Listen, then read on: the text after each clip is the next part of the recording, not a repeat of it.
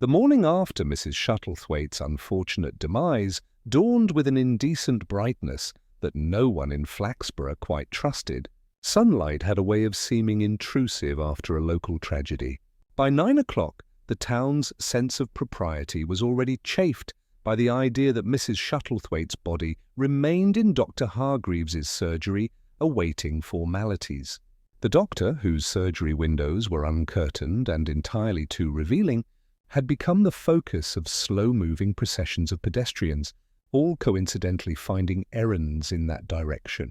In the choir vestry, where the air still held a faint tang of hymn books and lavender polish, 3 women gathered ostensibly to plan the next Sunday's anthems. In truth, their interest lay in another kind of harmony, the disharmonious details of Mrs. Shuttlethwaite's last supper. Mrs. Clegg, upright and managerial in tweed, spoke with the authority of one whose opinion was expected to be shared. The doctor says heart failure, but I must say, I thought she looked unwell all evening. That trifle was very rich. Too rich, really. Miss Pease, delighted to find herself again the possessor of exclusive information, leaned forward. She was pale before the trifle, I assure you. Quite pale. I told Inspector Purbright as much, Mrs. Broom sniffed. He came to see you? Oh, quite informally, Miss Pease said, her tone implying an almost criminal intimacy. He's most perceptive, you know. Asked about the cream jug. The cream jug? Mrs. Clegg exclaimed. There was nothing wrong with that cream. I bought it fresh that morning. I have the receipt. It's not the cream itself, Miss Pease said significantly. It's who handled it, Mrs. Clegg's lips thinned. If you mean Mr. Shuttlethwaite, he was helping serve. Perfectly proper of him. Mrs. Broom folded her arms, an act that made her apron rustle like a moral objection. Still, it does seem odd, doesn't it? Sitting down to supper with one's own wife, then watching her fade away like that. If mine had gone off during pudding, I'd have noticed. Perhaps he did notice, murmured Miss Pease, enjoying the tremor she caused. At that moment, the vestry door creaked open, and in stepped Inspector Purbright himself, his hat in one hand and a faint, apologetic smile in the other. The ladies rose instinctively like schoolgirls caught out. I do hope I'm not interrupting your rehearsal, Purbright said. I'm told you 3 form the backbone of St. Dunstan's choir. Mrs. Clegg recovered first. We were only discussing arrangements for Sunday. Inspector, said Purbright mildly. I wonder if you might also help me arrange something else, a clearer picture of last night. He chose a chair with the quiet deliberation of a man claiming neutral territory. You see, while Dr. Hargreaves is confident of natural causes, I prefer not to leave questions lying about. They tend to breed. Mrs. Broom's hand went to her throat. You don't mean... Purbright's eyes twinkled. I mean only that one must be certain. The lady who sat opposite the deceased, Miss Pease, tells me there was some hesitation over the cream. Mrs. Clegg bristled. That again? Honestly, Inspector, there's more danger in the sausage rolls than in that cream. Quite so, Purbright said. Still, I gather Mr. Shuttlethwaite poured it, then thought better of it? Miss Pease nodded eagerly. Yes, just as the hymn began. He looked guilty, Inspector. Quite guilty? Did he say anything? Not a word, said Mrs. Broom. But then he never does. Always struck me as the sort who's silent when he ought to speak. Purbright regarded them kindly, as though listening to a particularly fragile piece of music. And afterward, we sent for the doctor, Mrs. Clegg said. Everyone was dreadfully calm. Mr. Shuttlethwaite sat quite still, staring at his plate. Purbright rose, adjusting his hat. Calmness, he murmured, is sometimes merely shock, though occasionally it's rehearsal. He thanked them with his customary civility and took his leave, leaving behind 3 women who immediately began rearranging their memories to sound more consistent when next asked. Outside, the sun had retreated behind a polite veil of cloud. Purbright paused at the church gate, observing the gravestones lined like an audience of the discreetly amused. He drew a slow breath, the faint scent of carnations still clinging to his coat. Somewhere in the middle of all this propriety, he reflected, something distinctly improper had occurred. The trouble was, in Flaxborough, Impropriety rarely announced itself. It whispered, smiled, and asked whether one took cream in one's tea. And that, Purbright decided, was reason enough to linger. Inspector Purbright returned to the station with that unhurried gait which, to the untrained eye, looked almost idle. Sergeant Love, already waiting with a notepad and the expression of a man guarding an important secret, straightened as Purbright entered. "Morning, sir." "I've just spoken with Dr. Hargreaves again. He's certain it was heart failure. No sign of poisoning, no bruising." Natural as can be, Purbright hung his coat on its accustomed peg and took his seat. "Yes," he said thoughtfully. "Natural deaths are often the most suspicious." "They're so very convenient," Love frowned. "Convenient, sir? For anyone with a motive and a steady hand," Purbright replied mildly. "And in Flaxborough, those two qualities are rarely in short supply." He opened his notebook, where his tidy script recorded each whisper of gossip from the vestry meeting. "I take it Mrs. Shuttlethwaite's husband is still at home?" "Yes, sir. Dr. Hargreaves prescribed something to help him sleep." Purbright smiled faintly. "Kind of him." "We'll let him sleep, then. Meanwhile, Sergeant, there's a question that troubles me. Why, in a room full of respectable witnesses, would a man feel ashamed of serving cream to his own wife?" Love blinked, searching for the safe answer. "Perhaps he spilled some, sir?" "Possibly," said Purbright.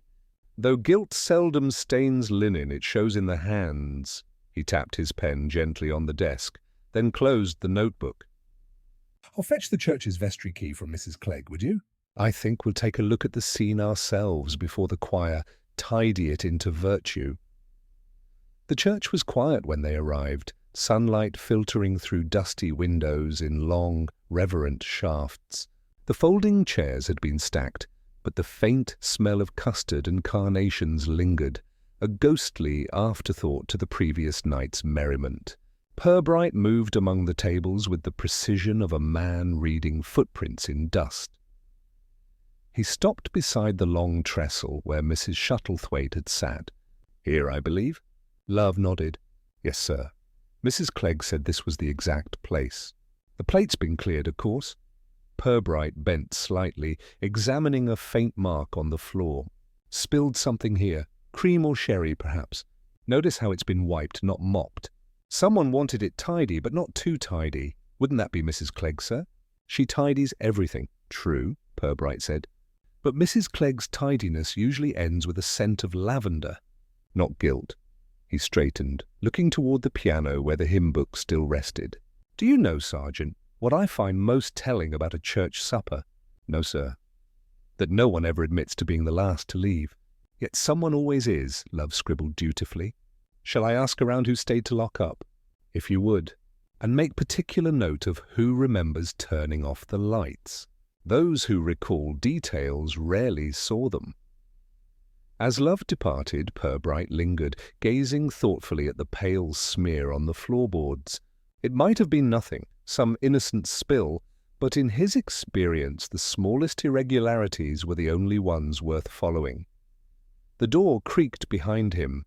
He turned to find the vicar, Reverend Pottle, standing in the doorway, hat clutched like a guilty conscience. "Inspector?" I didn't expect...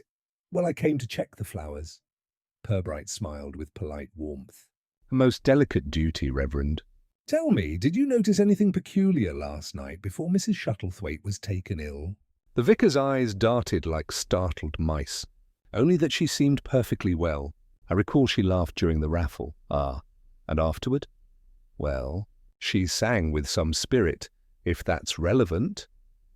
"It might be," Purbright said, "if only because death has a dreadful habit of choosing inconvenient moments." The vicar gave a nervous chuckle. "Quite so. Dreadfully inconvenient." He hesitated, then added, "Between ourselves, Inspector, I did wonder about Mr. Shuttlethwaite. He seemed—" "Oddly detached." Purbright inclined his head. "Detachment, Reverend, can be a symptom or a disguise. Which do you think it was?" The clergyman blanched. "I shouldn't like to say." "No," Purbright agreed softly. "Best not to until it becomes necessary." As the vicar retreated, murmuring something about lilies, Purbright took one final look around the quiet, sunlit hall. The place seemed scrubbed of both joy and sin, though he knew better than to believe in cleanliness as a moral indicator. He made a brief note in his book before leaving: a supper, a hymn, and a hesitation. Someone rehearsed their grief in advance. Then, slipping the pencil behind his ear, he murmured to the empty hall, "We'll see how well Flaxborough remembers its hymns when the tune turns awkward." By the following morning, a steady drizzle had returned to Flaxborough, as if the weather itself wished to wash away the faint disquiet left by Mrs. Shuttlethwaite's untimely departure. Inspector Purbright, however, was not so easily rinsed of curiosity. He sat at his desk, leafing through the doctor's formal report, while Sergeant Love stood nearby, reading aloud from his notes in a tone suggesting academic endeavour. Dr. Hargreaves confirms no sign of poison or foreign substance. Cause of death recorded as heart failure, likely induced by dietary strain. Love paused. He did mention, sir, that Mrs. Shuttlethwaite had a rather hearty appetite. Purbright looked up. Did he indeed? A woman felled by enthusiasm rather than malice. So convenient it might almost be true. Love frowned. You don't believe it, sir? I believe many things, Love, Purbright said, folding the report neatly. But coincidence is a poor companion in Flaxborough. It tends to dine alone. He rose, collecting his hat.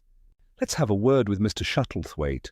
A bereaved husband is often most revealing when he believes himself least interesting. The Shuttlethwaite home was a narrow, self-conscious semi on St. Jude's Avenue, respectable, symmetrical and rather short on laughter. A pale curtain twitched as they approached. When the door opened, Mr. Shuttlethwaite stood framed like a man caught between apology and fatigue. Purbright greeted him gently, offering condolences with the same calm sincerity he might have given a library fine. "A dreadful shock, I'm sure," he said. "Might we trouble you for a few moments, Mr. Shuttlethwaite?" "Purely procedural." The man nodded, his voice dull as damp ash. "If you must, Inspector. Come in." Inside, the house smelled faintly of polish and absence. The dining table was laid with 2 cups but only 1 plate, as though grief itself required symmetry. Purbright took the smaller chair, folding his hands. "You were serving at the supper, I understand." "Yes, Ivy said I should help. The cream mainly. I poured for her first. And afterward?" Mr. Shuttlethwaite hesitated. "She looked odd. I thought she'd had enough." Purbright's gaze rested gently on him. "Odd?" She pushed the trifle away. "That's not like her. I asked if she was unwell and she just smiled. Then that hymn started and—" He faltered, voice thinning. "I thought she was bowing her head to pray." Love, trying for sympathy, said, "A terrible thing, sir." The man gave a shallow nod. "We'd been married 31 years. Hard to think what to do with the days now." Purbright rose, letting a silence settle. "I'm sure you'll find them full enough, Mr. Shuttlethwaite. They always are in their way." He paused by the door. "Tell me, was there any unpleasantness between your wife and anyone else recently?" Shuttlethwaite shook his head slowly. "Not that she told me." But then Ivy kept things close, especially about that committee. "Committee?" Purbright asked. "The church renovation fund?" She said there were arguments. "Some money missing, I think." Purbright inclined his head, thanked the man, and stepped back into the drizzle. Love followed, brow furrowed. "Renovation fund, sir?" "Could that be something?" "Everything in Flaxborough is something, Love," Purbright said mildly. "It's only the value that varies." As they turned the corner, they nearly collided with a broad man in a blood-stained apron carrying a paper parcel. "Morning, Inspector," he boomed cheerfully. "Didn't expect to see you out this early." "Ah, Mr. Laker," Purbright said, recognizing the town's butcher. "Still plying your trade in all weathers, I see." "Got to, sir. People may lose their appetite for scandal, but never for sausages." Laker grinned, then lowered his voice. "Terrible business about Mrs. Shuttlethwaite, though. Poor woman. Used to buy her meat from me every Friday. Always paid exact change. Never trusted shillings. Did she seem troubled recently?" Purbright asked casually. The butcher scratched his jaw. Now you mention it, she did. Came in last week asking odd questions about preservatives of all things. Wanted to know what goes into the glazes I use. I told her it's nothing nasty, just sugar and vinegar. She said some folk have funny stomachs for certain ingredients. Purbright gave a small, appreciative nod. Indeed, and she bought anything that day? Only some veal cutlets. Said she'd make a special supper for her husband's birthday. As the man ambled off, Love muttered, "Birthday supper, sir?" But Dr. Hargreaves said she died at the church event. Purbright smiled faintly. Quite so. One feast for celebration, another for farewell. Perhaps Flaxborough's cookery conceals more than it serves. They stood a moment under the soft rain, the smell of butcher's shop drifting faintly from down the street. Purbright glanced toward the church spire in the distance, rising like a question no one dared ask aloud. "Love," he said quietly, "find out who handled the renovation funds and whether Mrs. Shuttlethwaite ever complained about missing money. While you're at it, see if our late parishioners' special recipe books are still at home." He stepped off the curb, crossing toward the waiting car. If I'm not mistaken, we may soon discover that cream was the least dangerous thing she ever served. That afternoon, the rain retreated to a fine, misting drizzle that left the pavements glistening like neglected pewter. Inspector Purbright sat at his desk, reading Sergeant Love's notes through half-moon spectacles. The younger man, damp from errands, stood opposite with an expression of earnest expectancy, holding a brown envelope as though it contained scandal itself. "Got that information you asked for?" "Sir," Love said, laying the papers down carefully. "Church renovation funds been handled by 3 people, Mrs. Clegg, the vicar, and Mrs. Shuttlethwaite. They kept cash donations in a biscuit tin at the vestry office. According to Mrs. Clegg, about £12 went missing 2 weeks ago." Purbright raised an eyebrow. £12? Hardly the Brinksmat robbery. True, sir, but Mrs. Clegg made quite a fuss. Suggested someone might have borrowed it temporarily, though no one admitted to it. Reverend Pottle apparently blamed clerical confusion. "Ah," Purbright murmured, "the divine art of losing money without sinning." He took the papers, flipping through them slowly. "And the other matter?" Love produced another sheet. "The recipe books. Found in the Shuttlethwaite kitchen drawer, sir." "Except one's missing. Mrs. Broom says Ivy lent it to her last month, but Mrs. Broom denies it." Purbright smiled faintly. "A loan that both lender and borrower deny, always the surest sign that something useful was inside." He rose, shrugging into his coat. "Come along, Love. Let us trouble Mrs. Broom's conscience before it hardens." They found Mrs. Broom at her front gate, scolding a small boy for cycling too near her roses. She greeted Purbright with the guarded civility of a woman who felt morally inspected merely by his presence.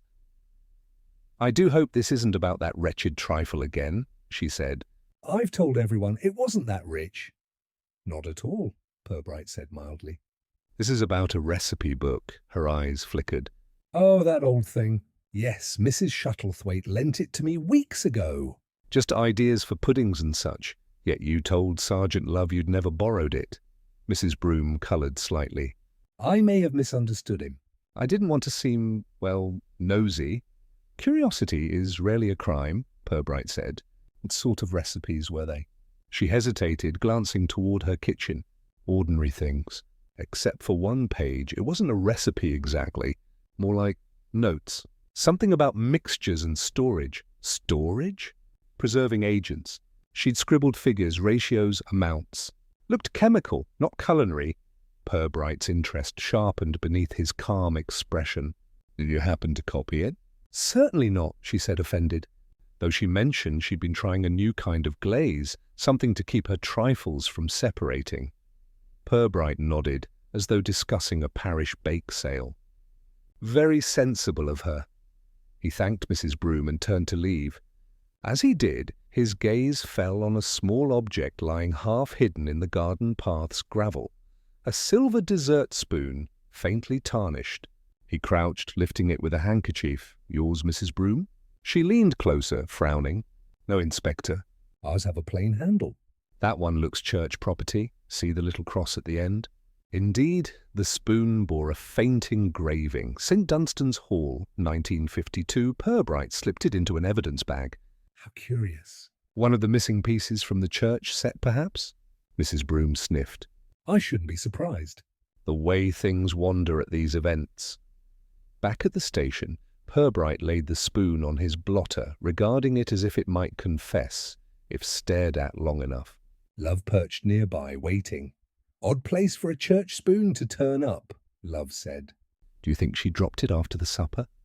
Possibly, Purbright said. Or possibly it never reached her home at all. Imagine, Love, a spoon travels from a church table to a private garden without legs. One wonders whose hand carried it. He picked it up again, studying the faint residue at the bowl's edge, a thin, translucent film, barely visible. Get this to the lab quietly. Ask them to test for preservatives, formalin, benzoate, anything industrious. Love hesitated. You think Mrs. Shuttlethwaite might have... Purbright held up a hand. No theories yet. Merely a spoon, misplaced and sticky with possibility. As Love departed, Purbright turned to the window. Outside, the street lamps had begun to bloom faintly against the dusk. In the stillness, he could almost hear the murmured conversations of Flaxborough, polite, precise, and venomously gentle. He tapped his pen against the evidence bag and muttered, "A missing book, a found spoon, and a recipe for something unfit to serve." He smiled thinly. Our feast, it seems, is only half over. By the next morning, Flaxborough was in full conversational bloom. The Chronicle had published a brief but suggestive notice. Police continue routine inquiries into church supper death. The word routine did little to calm anyone. To the Flaxborough mind, routine inquiry was what the police called it just before the handcuffs appeared. Inspector Purbright, meanwhile, preferred to conduct his investigations at a pace calculated to frustrate the impatient and unsettle the guilty. He had already read the preliminary report from the laboratory, nothing decisive, only a mention of unidentified organic residue on the spoon. Enough to justify curiosity, but not yet alarm. Sergeant Love entered, dripping from the rain. "Report from the lab, sir." Nothing poisonous, but the analyst says it's an artificial compound, something he can't quite place. Smelled faintly of almonds. Purbright raised an eyebrow. Almonds, you say? Curious how often that scent troubles the innocent and comforts the guilty. Do you think it's poison, sir? I think it's not trifle, Purbright replied, setting down his pen. But perhaps we should not yet call it murder. That word tends to make people tidy their lies too quickly. He rose and took his coat. Come, love, let us call upon our good vicar. Rectors have a way of learning what even widows forget to tell. The rectory was a lean, stone-faced building that looked perpetually surprised to still be standing. Reverend Pottle greeted them with his usual tremulous hospitality, ushering them into a sitting room where every surface glowed with polish and unease. Inspector, Sergeant, please, sit. Tea? Thank you, Reverend, but I prefer information unsweetened. Purbright's smile was perfectly courteous. I gather you had some fiscal difficulties with the renovation fund. The vicar's hand fluttered nervously at his collar. A misunderstanding, really? A bookkeeping matter. Mrs. Clegg has a habit of counting coins before they've finished falling. And Mrs. Shuttlethwaite? Dear Ivy was rather insistent. Thought we ought to take the matter to the diocesan treasurer. I told her that would be premature, but she could be quite determined. Purbright nodded slowly. Determination can be very inconvenient in a small town. The vicar's laugh was thin. You make it sound dangerous? It often is. As they left, Love whispered, You think he's hiding something, sir? Not hiding, Purbright said, merely decorating the truth with flowers. Their next call was to the cooperative, where Miss Pease, now something of a local celebrity, was holding forth before an audience of 2 cashiers. She brightened alarmingly at Purbright's appearance. Inspector, I was just saying how peculiar it was, the way Mrs. Broom keeps denying that recipe book exists. Everyone knows she borrowed it. And then there's Mrs. Clegg, ordering more cream from the dairy the very next day. Purbright allowed the stream of gossip to run until it began to circle back on itself. Fascinating, Miss Pease. One might almost believe Flaxborough sustained itself entirely on cream and contradiction. When she paused for breath, he asked quietly, "Did you notice Mrs. Clegg handling the dessert dishes after Mrs. Shuttlethwaite fell ill?" Miss Pease blinked. "Why, yes. She took charge immediately, said she'd tidy away the evidence of distress. She meant the table, of course, but I thought it an odd choice of words." "Indeed," Purbright murmured, quite inspired. That evening the inspector sat alone at his desk, the evidence laid before him like an unfinished sermon, a spoon from the church supper, a missing recipe book, 12 vanished pounds, and a respectable vicar whose fingers trembled too easily. Outside, the street lamps cast long, tired shadows through the mist. He wrote slowly in his notebook. The dead woman asked too many practical questions. The living answer with sentiment. He closed the book, staring at the spoon sealed in its paper bag. The faint almond-sweet scent still lingered. It was not enough to prove anything, yet it whispered insistently of design. When the clock struck 10, Sergeant Love reappeared, hesitant. "Sir, small thing, but the grocer says Mrs. Shuttlethwaite bought a bottle of glycerine last week." Said it was for her puddings. Purbright looked up. "Glycerine?" "Yes, sir. Common enough, but he said she asked if it was safe to heat. He thought that peculiar." The inspector leaned back, the first spark of real interest lighting behind his calm eyes. "Safe to heat?" he repeated softly. "Not the sort of question one asks unless one's been warned not to." He rose, taking his hat once more. "Love, tomorrow we'll pay a second visit to Mrs. Clegg. I think it's time we discussed the hazards of over-polished consciences. And perhaps," he added, glancing toward the rain-slicked window, "we'll ask her precisely what she meant by tidying away the evidence of distress." The following evening brought the sort of drizzle that seemed designed for secrets, thin, persistent, and soundless. Inspector Purbright, punctual as conscience, arrived at the Clegg residence just as the church clock tolled 6. The house, broad and assertive with lace-curtained windows, smelled faintly of boiled cabbage and accomplishment. Mrs. Clegg herself answered, wearing an apron that gleamed with starch and suspicion. "Inspector, what a surprise!" "Do come in, though I can't imagine what else there is to say." Purbright smiled with mild apology. "I dare say you've said quite enough already. Mrs. Clegg, it's the listening that interests me." She led him into the sitting room, a regimented space where not even the wallpaper dared stray from symmetry. Tea was offered and refused. Purbright, notebook discreetly ready, allowed a moment of silence to stretch before he spoke.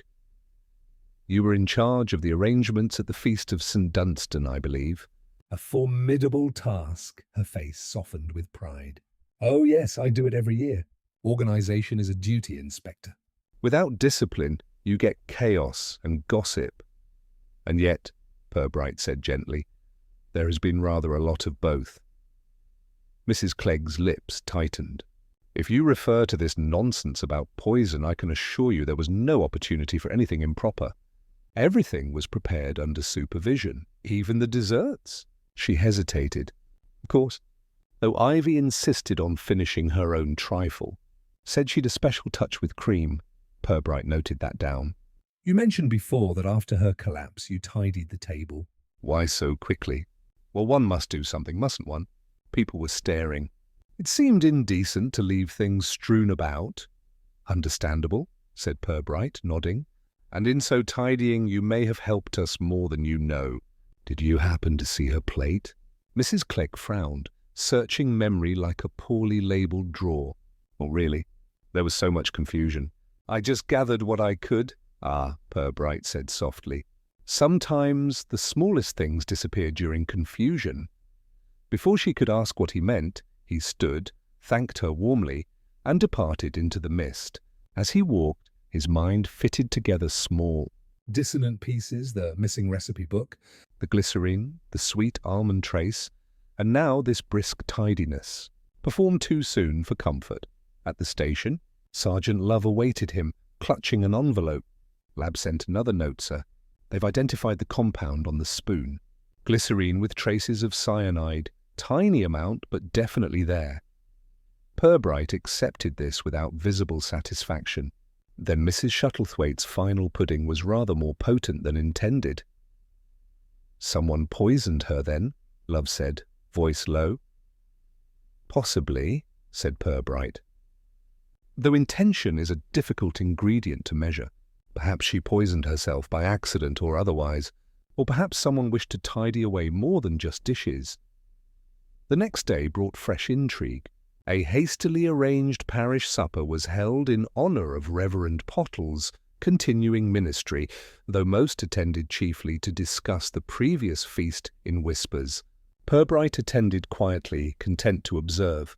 He watched Mrs. Clegg preside with stiff formality, Miss Pease flutter about spreading news like communion wafers, and Mr. Shuttlethwaite sit alone, expression blank, but hands trembling faintly. The meal proceeded uneventfully until dessert. As the dishes were served, a faint gasp ran through the hall. One of the young choir boys, perhaps 12, had gone pale. Clutching his throat, Mrs. Clegg rushed forward, exclaiming something about nerves, but Purbright was already on his feet. "Steady, lad," he said, kneeling beside the boy. "What was it you ate? Just "The custard," the boy managed weakly. It tasted funny." Purbright lifted the spoon from the plate, sniffed it briefly, and recognized that faint, sweet scent again. He turned toward Mrs. Clegg, who stood frozen, colour draining from her face. "An unfortunate coincidence, Mrs. Clegg," he said quietly, "that another dish tonight should bear the same faint perfume as the one that accompanied poor Mrs. Shuttlethwaite's passing." Her composure returned, brittle as sugar. "Inspector, I assure you I had nothing to do with it." The custard was prepared at the rectory kitchen. "Ask Reverend Pottle." "I shall," Purbright replied, rising slowly. "Though I wonder, Mrs. Clegg, how long you've been rescuing other people's reputations. It must be exhausting work." He turned back to the boy, who was already recovering. No poison this time, only perhaps the nervous reaction of a child surrounded by too much scrutiny. Still, the scent lingered. That evening, as Purbright wrote his report, he paused midway through a sentence and murmured to himself, "Someone in this parish has developed a taste for experiment. Twice they've tested their recipe, and twice fortune spared discovery. The next course, however," he added softly, "may prove less forgiving." Inspector Purbright had long observed that in Flaxborough truth seldom arrived politely. It slipped through the back door, wiped its feet on a mat of gossip, and pretended to be something else entirely. The incident at the rector's supper had unsettled the town all over again, though no one admitted it. By morning, the fainting choir boy had been transformed by rumour into a near martyr, variously described as having swallowed a wasp, suffered divine revelation, or been struck by guilt inherited from his ancestors. Only Purbright seemed unmoved by the excitement. He sat in his office, pipe unlit, eyes resting on the faint curl of steam from his tea. The scent of almonds still lingered in memory, persistent as regret. Sergeant Love entered quietly, a folded newspaper under his arm. "They've printed another piece, sir?" "Chronicle says you're narrowing in on a culprit." Purbright smiled faintly. Journalism, the art of predicting accuracy after it's been achieved." "Did they suggest who?" "No, sir. Though they've hinted at Mrs. Clegg, something about her administrative zeal." "Zeal can look suspicious when paired with competence," Purbright murmured. "And yet, I rather think Mrs. Clegg's sins are social, not chemical." Love hesitated. "You mean she didn't do it?" "I mean she tidied, Sergeant." "Tidying is Flaxborough's national defence against discomfort. She might have erased evidence to avoid scandal, not to conceal guilt." He turned to the window. Outside, the market square shimmered in weak sunlight, traders shouting half-heartedly beneath striped awnings. No, love, the hand that stirred the cream was subtler. Someone who knew enough chemistry to disguise poison as preservation, and enough human nature to let another take the blame. Then it was deliberate, sir? Purbright's eyes narrowed slightly. You recall the glycerin? Yes, sir. Mrs. Shuttlethwaite purchased it days before her death, but it was used after. The residue on the spoon shows traces of mixing, imperfect mixing. That means someone else prepared it. Love frowned. So not suicide? Unlikely. Unless she intended to poison herself and forgot which plate was hers, which would show carelessness most uncharacteristic of Mrs. Shuttlethwaite. The room was quiet for a moment, the ticking of the station clock loud as disapproval. Purbright rose, crossed to the cabinet, and drew out the evidence bag containing the spoon. He studied it again, as though it might finally choose to speak. Love, do you know what happens when you heat glycerin mixed with a cyanide base? Nothing good, I imagine. Indeed. But also nothing immediate. It requires air exposure and time. A clever way to disguise intent. Death, delayed just long enough to appear natural. Whoever made that mixture understood patience. He replaced the spoon gently as though it might bruise. The question is, who in Flaxborough understands patience? Love considered this with a squint. The vicar's pretty patient, sir. True, Purbright said, but I doubt he experiments between sermons. No, love, our culprit is someone quieter. Someone with access to ingredients, time, and plausible reason to test a formula. He moved back to his desk, flipping through reports. Do you recall the butcher, Mr. Laker? He mentioned preservatives. Vinegar and sugar. A convenient cover for experimenting with additives, perhaps. You think the butcher did it? I think he knows more about preservation than he ought. But motive still eludes me, unless... Purbright paused, a thought threading through his mind like a wisp of smoke. Unless Mrs. Shuttlethwaite discovered something she shouldn't. Love blinked. About the renovation money? Perhaps. Or something nastier. The missing £12 might be a distraction. A butcher's books can hide more than fat. He closed the file, gaze distant. But we'll not pounce yet. Let the guilty grow comfortable.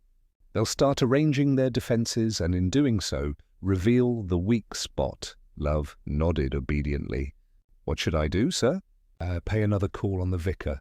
Ask casually where the church orders its meats for events. And find out if Mr. Laker donated anything to that feast. I suspect generosity may have been a delivery method. When Love left, Purbright remained by the window, the afternoon light slanting gold across the blotter. The hum of the town reached him faintly, the gossiping shopkeepers, the rattle of bicycles, the rhythm of a place that prided itself on knowing everything yet understood nothing. He thought again of Ivy Shuttlethwaite, respectable, efficient, perhaps too observant for her own safety. The poison had been meant for silence, but silence in Flaxborough rarely lasted long. He took up his pen and wrote a final note before the day closed. Motive still wrapped in decency. Death in a town that cannot keep secrets is itself the greatest secret. He placed the note beside the spoon, extinguished the lamp, and whispered into the stillness. Tomorrow we'll see who tries hardest to appear untroubled. The next morning began with an air of uneasy civility, the kind that precedes both weddings and arrests. Inspector Purbright, having arrived early at the station, reviewed the small collection of notes that now formed the fragile skeleton of his case. Every piece, from the spoon to the missing recipe book, hinted at deliberation, small, tidy acts that spoke of someone accustomed to order. It was, he thought, a crime conducted in the tone of a hymn, quiet, precise, and performed with conviction. Sergeant Love entered with his usual half-anxious enthusiasm, his shoes still damp from the morning rain. You were right, sir. The vicar said the church meat orders come from Mr. Laker's shop. He even donated some cuts for the supper, said it was his Christian duty. Purbright smiled faintly. How charitable of him. Charity, I find, is a most convenient disguise for advantage. Did the vicar mention payment? No, sir. Apparently Mr. Laker refused it. Said he wanted nothing but goodwill. Goodwill, Purbright murmured. Flaxborough's least affordable currency. He tapped the edge of the report against the desk, lost in thought. We shall pay our generous butcher another visit. But this time, love, let us talk of business, not benevolent." Mr. Laker was at his counter when they arrived, white apron gleaming, knife flashing with comfortable menace. The shop smelled of sawdust and faint spice. He greeted them with the bluff warmth of a man who believed friendliness to be an insurance policy. "Inspector?" "Sergeant, come for the Sunday roast, have you?" "Not quite," Purbright replied pleasantly. "We're still dining on last week's mysteries. I wonder, Mr. Laker, could you remind me which meats you donated for the Feast of St. Dunstan?" "Bit of everything, really," Laker said easily. "Ham, some pies, a few roasts." "All good stuff, I promise. And the custards and trifles? I gather you supplied the eggs," the butcher grinned. "Ah, yes, my hens have a civic duty too." Purbright's tone remained mild. "You also mentioned to me that Mrs. Shuttlethwaite had taken an interest in preservatives." Unusual subject for a parish lady, wouldn't you say? Laker's knife paused mid-air while she asked a few questions. Wanted to know what kept things fresh. I told her it's simple chemistry. "Nothing sinister?" "Indeed," Purbright said. Yet the spoon from that very supper carried traces of a chemical mixture, one not quite so simple. Glycerin and cyanide. "You wouldn't happen to know how such things might find their way into church desserts?" Laker's laugh came a shade too quickly. "Cyanide? Good Lord, no. You're not suggesting—" "I'm not suggesting anything," Purbright interrupted softly. "Merely observing.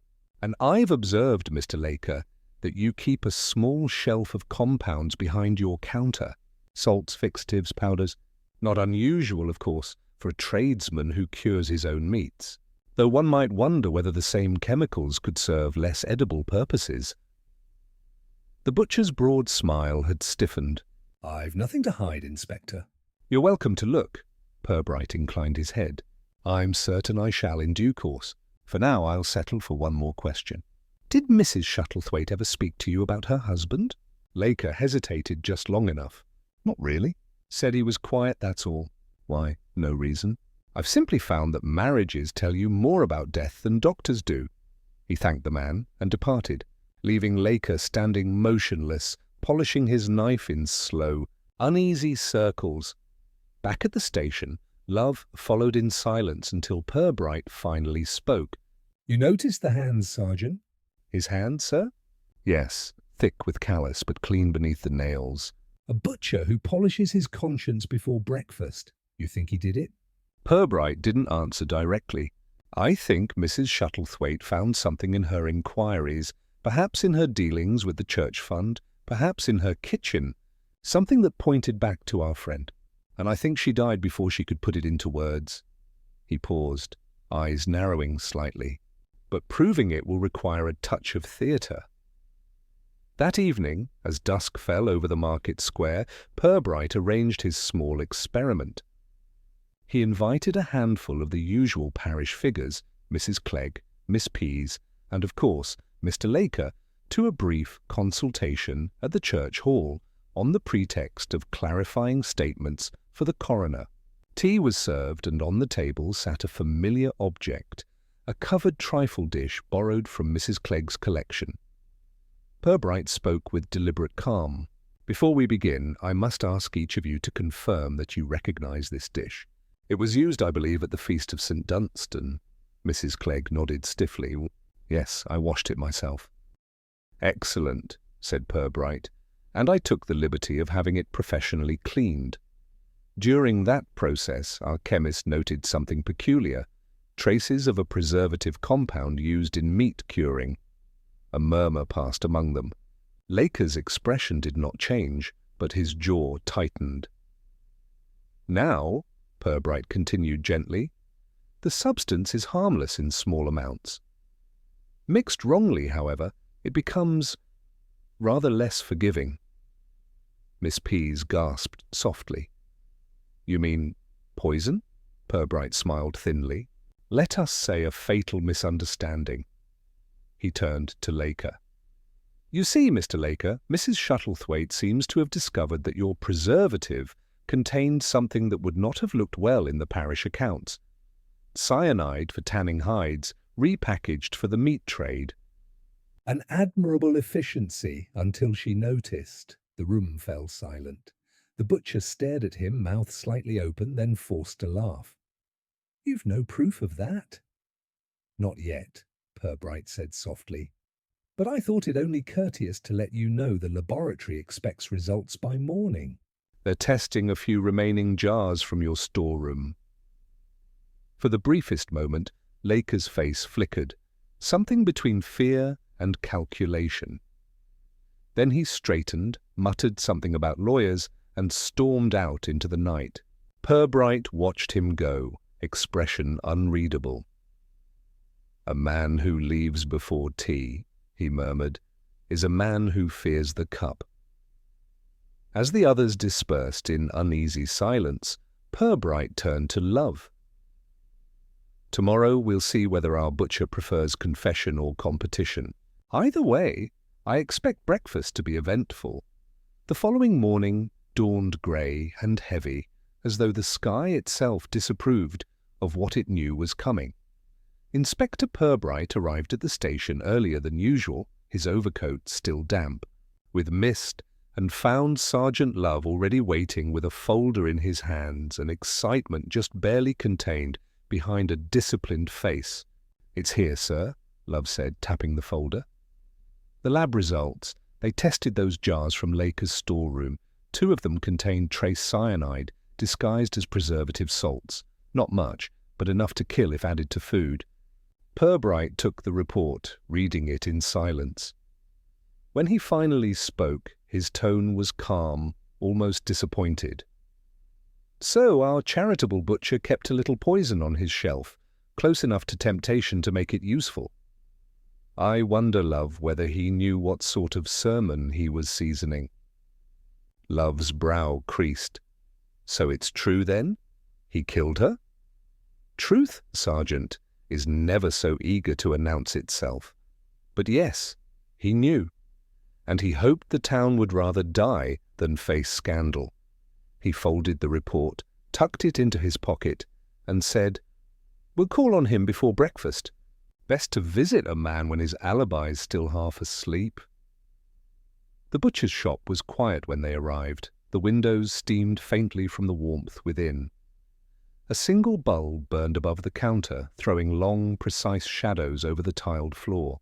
Laker stood behind the counter, sleeves rolled, apron immaculate, as if he had been expecting them. "Morning, Inspector. Early bird today, aren't you?" Purbright removed his hat and placed it neatly beside the register. "Habit, Mr. Laker. The innocent sleep late." Laker's smile faltered, but he recovered quickly. "If this is about those tests, I've spoken to my solicitor. Those jars are old stock. Could have been there years." "Old stock rarely arranges itself on the most convenient shelf," Purbright said mildly. "Tell me, Mr. Laker, did Mrs. Shuttlethwaite ever threaten to report you?" "Report me?" The laugh was brittle. "For what? Selling good meat?" "For selling something less wholesome than meat," Purbright replied. "Cyanide is not a seasoning, however small the dose." Laker's hands tightened on the counter. "You can't prove anything." Purbright drew a small envelope from his pocket and laid it gently between them. "The laboratory disagrees. That residue, you see, matches the sample from the spoon used at the feast. It's a rare compound, the sort used to fix certain colors in tanning.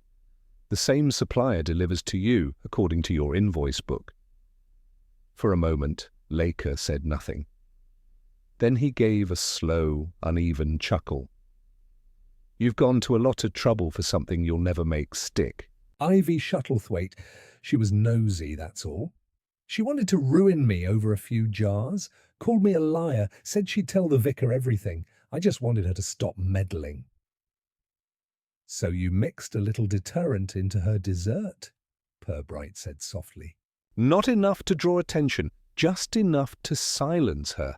And then, of course, you ensured the evidence was cleared away by Mrs. Clegg's well-meaning hands. Efficient." The butcher's eyes darted toward the window, the first shadow of panic crossing his face. "It wasn't meant to kill her, Just make her ill. Scare her. Purbright sighed, folding his hands. Intent, Mr. Laker, is a fragile defense. Poison, once poured, takes instruction from no man. Laker slumped slightly against the counter. You'll never prove I did it on purpose.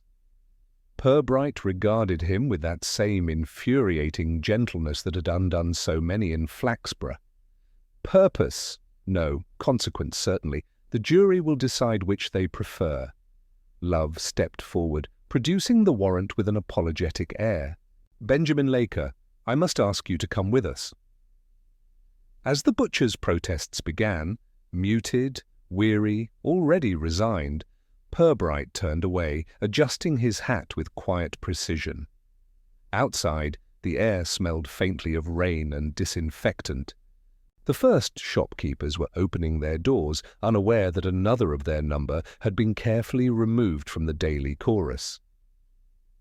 Back at the station, the inspector sat for a long while, staring at the file now complete before him. There was satisfaction, yes, but it was of the dry, administrative kind, like balancing a ledger rather than delivering justice. Love, hovering at the door, finally said, It's a pity, sir. He seemed ordinary. Purbright looked up, the faintest of smiles crossing his face. That's the trouble with Flaxborough, love. It's built entirely of ordinary people who do extraordinary things, provided no one's watching. He turned to the window where the grey morning had begun to clear. Mrs. Shuttlethwaite, I think, will rest more quietly now. But the town... He paused, eyes distant.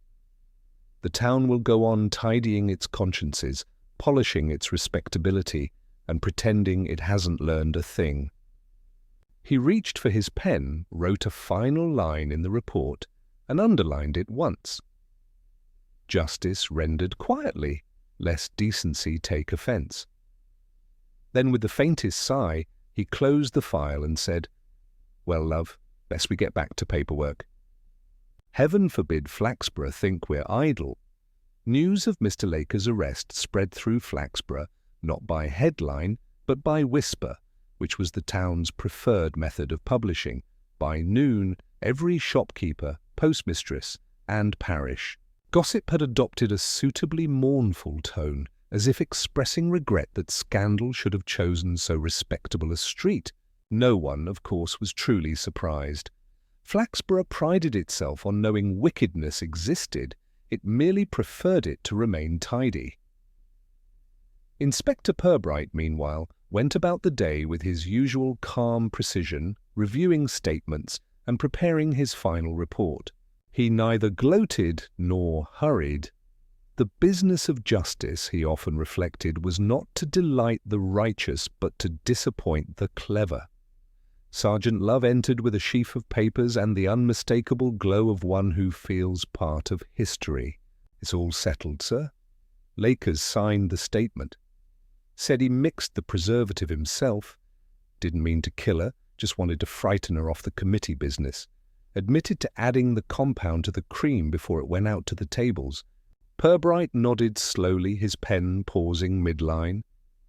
Guilt so humble it verges on domestic. And Mrs. Clegg? She's distraught, sir. Keeps saying she'll never serve trifle again. A noble resolution, Purbright murmured. Though I suspect in a few months' time she'll be ladling custard as if sin never curdled cream. Love smiled faintly, then hesitated. Funny thing, sir, he didn't seem afraid of prison. Said he'd been expecting something to happen sooner or later, like it was bound to come due. Most debts do, Purbright said, closing the file. Laker's mistake wasn't in wickedness, it was in subtlety. He thought himself clever enough to calculate conscience. But guilt, Sergeant, is a terrible mathematician. He rose, collecting his coat, and the two men stepped out into the chill evening. The air was damp, but there was a fragile brightness breaking through the clouds, a hesitant return to order. Down the street, the butcher's shutters had been drawn and locked. The sign above the door swung faintly in the wind, creaking like a reluctant confession. They passed the church square, where Mrs. Clegg, flanked by Miss Pease, was already overseeing preparations for next week's charity bake sale. She caught sight of Purbright, froze for a moment, then offered a stiff, valiant smile. Inspector, such dreadful business. But one must carry on, mustn't one? The parish can't run on grief. Indeed not, Purbright said gently. It runs best on denial. Miss Pease blinked. You don't think we're all tainted by it, surely? Purbright smiled in that small, weary way of his. Only by proximity, Miss Pease, though in Flaxborough proximity is a very contagious condition. He tipped his hat and moved on. Behind them, the women's voices resumed their busy murmuring, already knitting the tragedy back into the fabric of routine. As they approached the station once more, Love ventured, "Strange how quickly everyone's gone back to normal, sir, as if nothing happened." "That," said Purbright, "is precisely how small towns survive. They absorb guilt like sponges and wring it out through gossip." Inside his office, he removed his coat, hung it neatly on the same peg, and sat down with a sigh that sounded almost like contentment. He lit his pipe but did not smoke it, habit without intention, much like Flaxborough itself. He looked once more at the completed file, then at the photograph clipped to the inside cover. Mrs. Ivy Shuttlethwaite, smiling faintly beside her husband at some forgotten summer fate. Her eyes held the mild, puzzled curiosity of one who suspected too late that decency was not, after all, a safeguard. Purbright closed the folder, resting his hand upon it for a long, quiet moment. Then he wrote his final line in the ledger. Case concluded. Moral: in Flaxborough, silence is seldom golden, merely delayed. He capped his pen, leaned back, and listened to the faint hum of the evening, the tick of the clock, the shuffle of papers, and the steady rhythm of a town content once more to look the other way. Outside, the street lamps flickered on, throwing pale halos onto the cobblestones. Somewhere, church bells began their slow, dutiful ringing as though to bless the restored order of things. Purbright, hearing them, smiled slightly. "Back to peace, love," he said. "Or at least our approximation of it," the sergeant grinned. "Until next time, sir." "Yes," Purbright murmured, looking out at the quiet street beyond the glass. Until next time. And with that, he turned off the lamp, leaving the room in gentle half-darkness, the faint scent of pipe smoke and polished wood lingering behind him as Flaxborough, discreetly and efficiently, resumed its untroubled routines. 3 days after Mr. Laker's arrest, Flaxborough had returned, ostensibly, to its regular rhythm. The market square resumed its hum of mild bargaining, the post office queue resumed its patient discontent, and the church bell resumed its tolling for reasons more social than spiritual.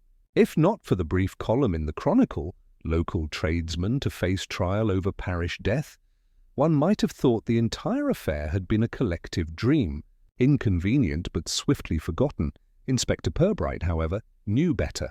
The visible calm of Flaxborough was a fragile crust beneath which a slow ferment of speculation and moral arithmetic continued to bubble. Every cup of tea, every shop counter exchange now came with its silent accounting of guilt and innocence. Still, the town prided itself on serenity, and so serenity it performed. That morning, Purbright sat at his desk finishing the formal summary of his report. The case was cleanly closed, the evidence consistent, the confession confirmed, the motive understood, envy dressed as commerce, and fear disguised as self-defense. Yet he felt none of the satisfaction such closure might promise. The handwriting on his final lines slowed, and he paused to stare at it, as though reconsidering the truth it claimed to record.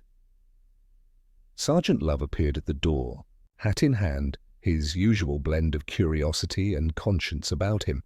"Morning, sir. Thought you'd like to know Mrs. Shuttlethwaite's funeral's set for Thursday." Reverend Pottles conducting the service? Purbright looked up. Ah, the Reverend never did care for empty pews. Funerals are his best attended sermons. Love hesitated. You'll be going, sir? I imagine I should, Purbright said. It's only decent to pay respects to the deceased, especially when one has inconvenienced the living in the process. He rose and walked to the window, where the view offered the same quiet scene he had known for years. The greengrocer's delivery van, the children loitering near the bakery, the steady parade of citizens bound by routine. It's strange, love, he murmured, how easily the town forgives its tragedies. The same people who whispered about scandal last week will now discuss the floral arrangements with reverence. Love gave a small, uncertain smile. Maybe it's their way of coping, or forgetting, Purbright replied softly.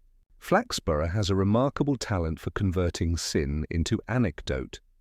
Thursday came, grey and dry, the kind of day that politely refused to intrude upon grief. The church was almost full. Mrs. Clegg, veiled and funereal, sat in the front pew, her posture that of a woman, attending both a tragedy and a personal triumph. Miss Pease wept with conspicuous restraint, dabbing delicately at eyes that seemed more alert than sorrowful. Even Mr. Shuttlethwaite managed a stoic presence, though his expression was the vacant calm of a man whose life had become too orderly to feel real.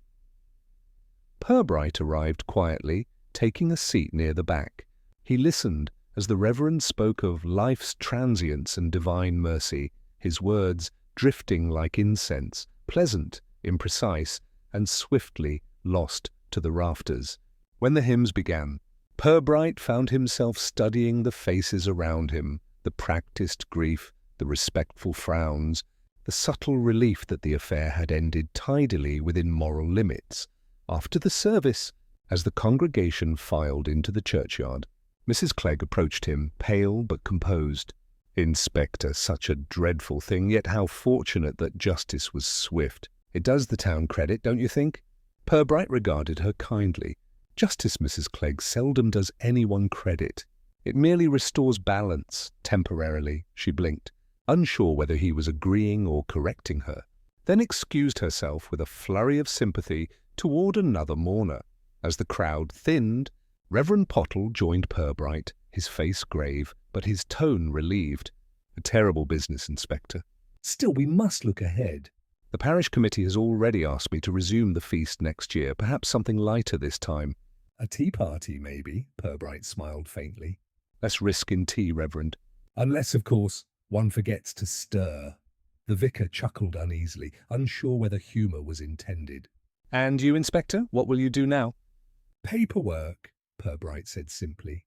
A detective's pen is the town's broom. One sweeps, one files, and one pretends it stays clean. He tipped his hat, left the Reverend to his congregation, and walked slowly through the churchyard, the stones glistening faintly with dew. His steps paused at Ivy Shuttlethwaite's new headstone, fresh lettering, modest inscription, the kind of tribute Flaxborough reserved for the well-meaning rather than the beloved. He studied it for a moment, then murmured quietly, "You asked too many questions, Mrs. Shuttlethwaite. The town has always preferred its women silent." As he turned to leave, a soft wind carried the faint sound of laughter from the nearby lane, children unburdened by any memory of guilt. It was, he thought, the sound of the world righting itself in spite of everything. By evening, he was back at the station.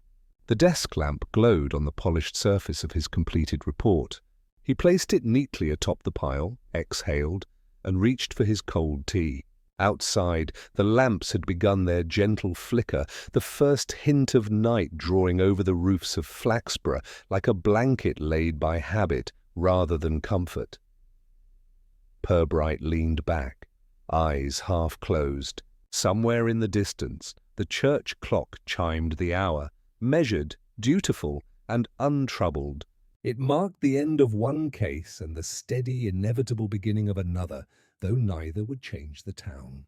Flaxborough, patient and incurably polite, would continue as it always had, gossiping in daylight, sinning discreetly, and sleeping soundly under the illusion of order. Purbright allowed himself a small, weary smile. "Onward," he murmured, as if to the walls themselves. Then he switched off the lamp.